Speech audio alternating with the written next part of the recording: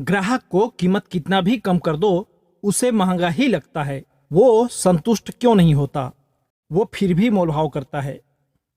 ये सवाल अभी हाल ही में मेरे एक सब्सक्राइबर ने किया था, जो लोगों के मोलभाव से परेशान रहता है। लोग उनके बतलाए गए कीमत पर विश्वास नहीं करते। यहाँ तक कि जिन ग्राहकों को वो रेट टू रेट सामान बेचता है, वो लोग उस पर भी मोलभाव करते हैं। आखिर रेट टू रेट मिलने पर भी संतुष्ट क्यों नहीं होते? कस्टमर हैंडलिंग किसी व्यापार का बहुत ही इंपॉर्टेंट प्रोसेस है। जिन्हें हैंडलिंग स्किल्स का सही ज्ञान नहीं होता, वो रेट टू रेट सामान बेचकर भी ग्राहक को संतुष्ट नहीं कर पाते। कस्टमर संतुष्टि का मतलब केवल कीमत कम करना या सस्ते में बेचना नहीं होता। कस्टमर संतुष्टि का मतलब उसके रिक्वायरमेंट को समझना, उसके कंफ्यूजन को क्लियर करना, उसके द्वारा खरीदे जाने वाले वस्तु का वैल्यू प्रदर्शित करना और सही कीमत का विश्वास दिलाना होता है। तो ऐसा क्या करें कि आपके ग्राहक आपके बताए कीमत पर खरीद लें और संतुष्टि भी महसूस करें? तो अंत तक बने रहे इस वीडियो मेरे साथ, एक भी वाक्य मिस न करें। दोस्तों नमस्कार, मैं मोहन थवाइट करेक्ट बिजनेस पॉइंट में फिर से एक बार आपका स्वागत करता हूं।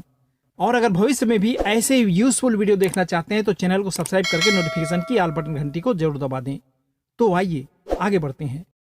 दिसंबर 2022 की बात है। मैं अपनी पत्नी के साथ रायगढ़ शहर गया था, जो कि हमारे नगर चंद्रपुर से लगभग 30 किलोमीटर की दूरी पर है।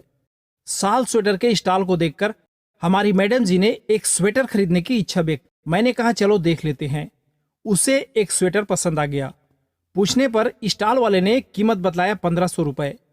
हम दोनों कीमत सुनकर हंसने लगे।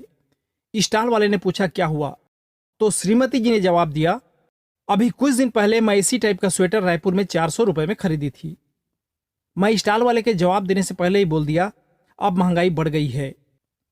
उसने कहा फिर भी इतना महंगा नहीं हो सकता। तो दुकानदार ने मुझसे सवाल किया कितने के लायक होगा। मैंने विचार व्यक्त किया 700-800 से ज्यादा के लायक नहीं है। तब उसने कहा इतना सस्ता कहाँ होगा। मैंने कहा नहीं नहीं, ये 700 रुपए से ज्यादा के लायक नहीं है। वो दुकानदार कुछ सेकंड मौन रहा। इतने में मैंने तुरंत कहा, वैसे अभी स्वेटर नहीं लेने से भी चलेगा। उसने बिना देर किए बोला चलो दे दो। मैं एक बार बोला और वो मान गया। मुझे विश्वास नहीं हुआ। मैंने श्रीमती से कहा यार गलती हो गई, हमें 500 रुपए में मंगना था। अब चूंकि मैंने कीमत बोल दिया था 700 रुपए, तो हमने खरीद तो लिया अपने द्वारा बोले गए कीमत पर, लेकिन हम संतुष्ट नहीं हुए। जानते हैं क्यों? क्योंकि दुकानदार मेरे द्वारा 700 रुपए कहने पर एक बार में ही मान गया। उसने ना देने की या नहीं आएगा कहने की कोशिश नहीं किया। और हमें संतुष्टि तब मिलती जब वो कहता 1200 रुपए दे दो, 1100 रुपए दे दो, 1000 दे दो। और जब हम वापस जाने लगते तब बुला कर ये कहता कि बोनी का टाइम है, सुबह से कोई ग्राहक नहीं आया है, आप पहले कस्टमर है, आप खाली ना जाएं, इसलिए चलिए मैं आपको ये स्वेटर दे देता हूं इस कीमत पर। और यही होता है एक दुकानदार के साथ। दोस्तों याद रखना इस बात को, जब जब आप लोगों की बात आसानी से मानेंगे तब तब कस्टमर अगली बार पहले से ज्यादा मोलभाव करने की कोशिश करेगा। तो ऐसी परिस्थिति में आपको क्या करना चाहिए? अगर आपके शॉप में बार्गेनिंग होता है तो इन 5 पॉइंट पर जरूर ध्यान दीजिए। नंबर 1, ग्राहक को जब मोलभाव करके खरीदने की आदत होती है तो वो ऐसे दुकान को चुनता है जहां मोलभाव किया जा सके, जहां अपना प्रभाव जमाने की कोशिश कर सके। इसलिए अपना सही मार्जिन निर्धारित कीजिए और उस मार्जिन से अपनी कीमत थोड़ा ज्यादा रखिए।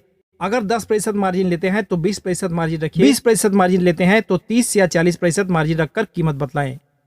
क्योंकि आज लोगों को डिस्काउंट और बचत की आदत पड़ गई है, इसलिए डिस्काउंट देकर अपने नॉर्मल मार्जिन वाले कीमत तक लाएं। ग्राहक के द्वारा बोले जाने वाले कीमत पर अगर माल बेचना हो तब भी आसानी से उनकी बात मत मानिए, वरना आपका ग्राहक आपके बारे में भी वही सोचेगा जो मैं उस स्वेटर वाले दुकानदार के बारे में सोच रहा था। अर्थात अगली बार पहले से ज्यादा मोलभाव करने की कोशिश करेगा। दूसरी बात, जब शॉप में ग्राहक कम आते हैं तो वस्तु बेचना भी मजबूरी बन जाता है।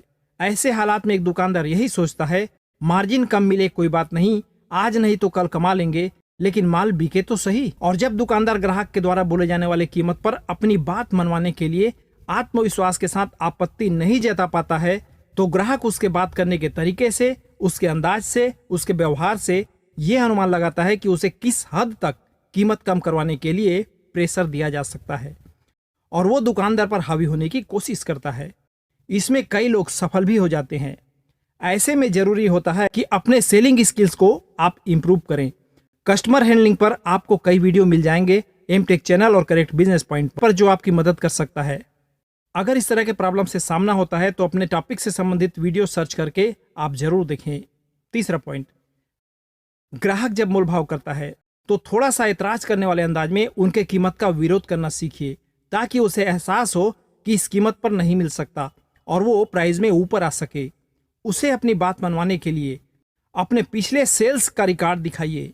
अरे अभी हाल ही में वो बंदा आया था, ये देखिए, उसे मैंने इस प्राइस पर दिया था। या कोई पुराने डील के बारे में बतलाएं कि पिछली बार फला व्यक्ति आया था, उसे भी मैंने यही कीमत बतलाया था, उन्होंने क्वालिटी देखा और बिना मोलभाव किए खरीद कर ले गए। इस तरह के उदाहरण दीजिए ताकि साबित हो कि कीमत आप सही लगा रहे हैं। पॉइंट नंबर 4, जब कोई दुकानदार कीमत के बराबर किसी वस्तु का वैल्यू नहीं बतला पाता, तब ग्राहक को कीमत ज्यादा होने का एहसास होता है और वो वस्तु का जो वैल्यू समझता है उसी के बराबर या उससे सस्ते में मिलने की उम्मीद से मोलभाव करता है। ऐसे सिचुएशन में मोलभाव के दौरान प्रोडक्ट की क्वालिटी पर फोकस करना जरूरी होता है। ये फला कंपनी का है, इसका क्वालिटी ऐसा है, ये कंपनी कैश में माल देता है, इसके प्रोडक्ट की शॉर्टेज बनी रहती है, ये हमने इतने पीस मंगाया था, बाकी सभी बिक गए, बस इतने पीस बच गए हैं, वगैरह वगैरह, ताकि अपने बतलाए हुए कीमत पर कस्टमर को आप कन्विंस कर सकें, उस आइटम की अहमियत बतला सकें। पॉइंट नंबर 5, जब ग्राहक को कीमत बतलाते हैं तो ग्राहक के दिमाग को समझने का प्रयास कीजिए। हर ग्राहक एक जैसा नहीं होता, हर ग्राहक के मोलभाव का तरीका भी एक जैसा नहीं होता। कुछ ग्राहक जो मोलभाव ज्यादा करते हैं, उनसे किसी भी तरह दोस्ताना अंदाज में बातें करते करते ये पता लगाइए कि वो क्यों खरीदना चाहता है, जो वस्तु खरीदना चाहता है उसे उसकी कितनी तीव्र आवश्यकता है, ताकि उसे उसके कारण पर फोकस किया जा सके जो उसे खरीदने के लिए प्रेरित करे। इंसान को जब अपना कारण नजर आता है तो उसके मोलभाव करने की शक्ति काफी हद तक कमजोर पड़ने लगती है। इस बात को जरूर याद रखिएगा। शॉप में तरह तरह के कस्टमर से सामना होता है, हमेशा ग्राहकों को पॉजिटिव नजरिए से देखें। वक्त और अनुभव भी बहुत कुछ सिखा देता है। अगर किसी कस्टमर के साथ डील असफल हो जाए तो ये जरूर सोचने की कोशिश करें कि इस ग्राहक को ऐसा क्या बोल सकता था जिससे डील संभव हो जाता।